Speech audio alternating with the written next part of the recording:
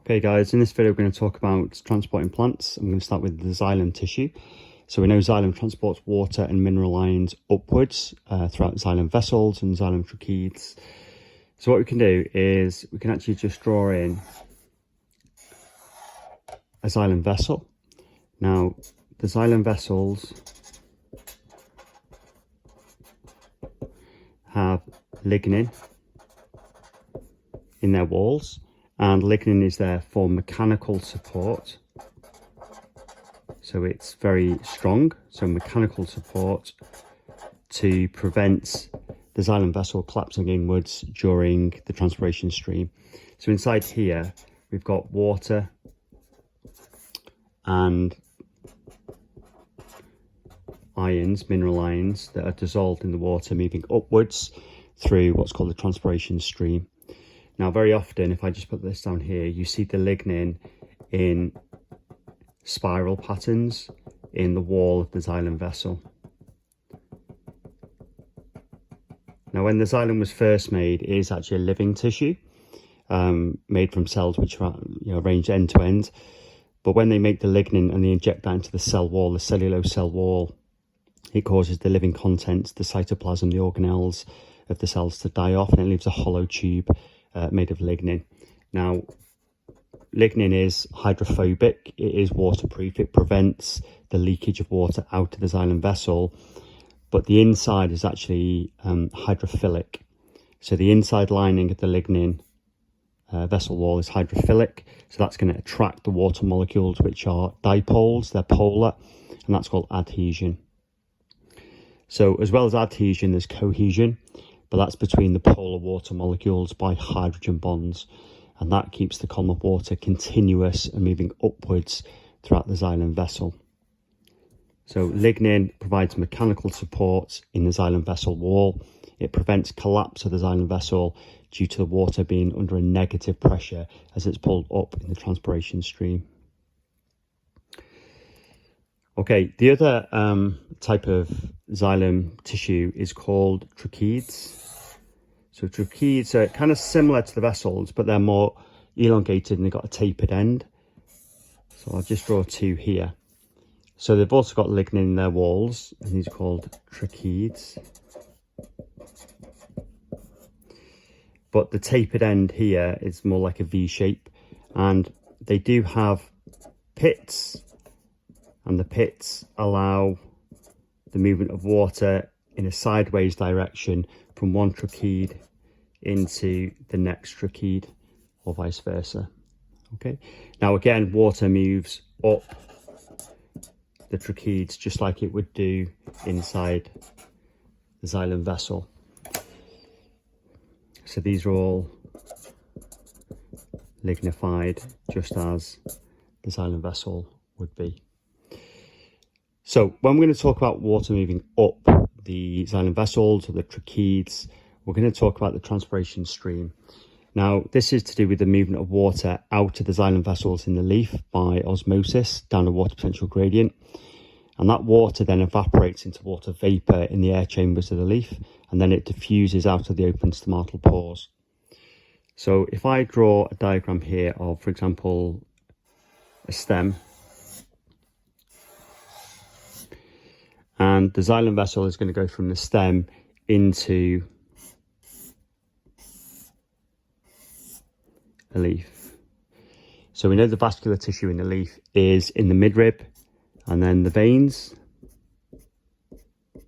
So this leaf at the top is what we call the source. That's where glucose is made via photosynthesis, but it's also the site at which water vapour is transpired through the open stomatal pores. So we can't just say water, but we have to say water vapour. And this is transpired through open stomatal pores. Now the stomatal pores open in response to light. So the more light there is, the more stomata are open. And the consequence of that is obviously there's going to be more gas exchange. So carbon dioxide gas can diffuse into the air chamber and into the mesophyll cells to be used in photosynthesis, and oxygen gas can diffuse out, which is a waste gas from photolysis, LDR reactions of photosynthesis.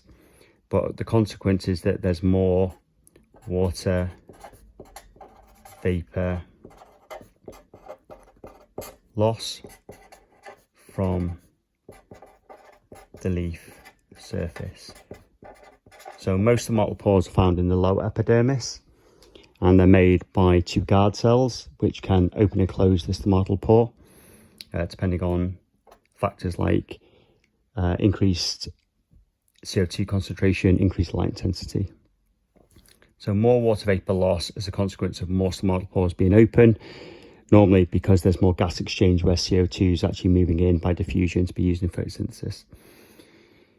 Now, when we talk about water moving up the lignified xylem vessels and tracheids, there's several things that we need to talk about. So the first one is called adhesion. Now here, water, we have to say, is polar. So if we draw a water molecule, we know the hydrogens have a delta positive, the oxygens have a delta negative, so it's called a dipole, and you should talk about this in the exam. Now the oxygen is delta negative because it's more electronegative than the hydrogen, so it attracts the electrons that make up the covalent bonds more so than the hydrogen, so there's an uneven distribution of charge and it makes this molecule polar. Now the polar water molecules adhere to the inside of the xylem vessels, so that's either the tracheids or the vessels up here, by hydrogen bonds. Now you can't just put H bonds, we need hydrogen bonds, and that stops the column of water falling down due to gravity. Now the second force we're going to talk about is cohesion, and this is where water molecules, hydrogen bond, I'm just going to put H bond for now, but please don't put that in the exam, with each other.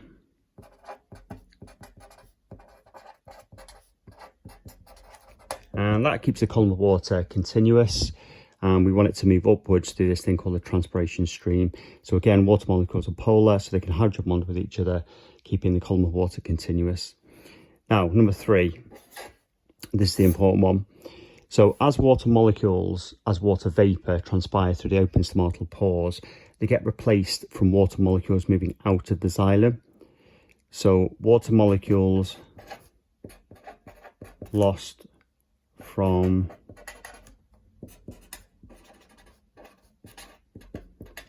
transpiration, let's just put out of stomata, are replaced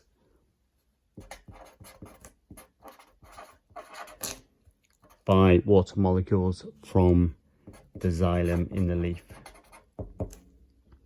So water loss from transpiration through the open stomatal pores in the lower epidermis, these molecules have to be replaced, and they come from and they move out of the xylem vessels in the leaves, and that's going to allow this continuous column of water to remain continuous and be pulled up through the transpiration stream. Now there is a fourth mark point to this about the movement of water up the xylem, and that is that the walls of the xylem vessels are put under tension. So we could say walls, xylem, put under tension. And the most important one that you should say at this point is that the column of water is under a negative pressure in relation to outside atmospheric pressure. So as the column of water is pulled up the xylem vessels, it's under a negative pressure due to the pulling force due to the transpiration stream, as water molecules leave the xylem to replace those water molecules that were lost as water vapor out of the open stomatal pores. Now what you'll find actually collectively, the xylem vessels during the day when the stomatal pores are open, because there's more light available and therefore more carbon dioxide is needed in photosynthesis, the diameter of the xylem vessels actually gets smaller, and that's due to the negative pressure. So the pulling force of the transpiration stream causes that diameter of the xylem vessels to actually decrease slightly during the day. And that's called the cohesion-tension theory. So number 1, adhesion, described correctly. Number 2, cohesion, described correctly. We know water's polar. Number 3, water molecules move out of the xylem vessels to replace those that were lost as water vapor through the open stomatal pores, and you need that bit there as well. And number 4, the walls of the xylem vessels are put under tension as the column of water is continuous and it's pulled up under a negative pressure at the ends here.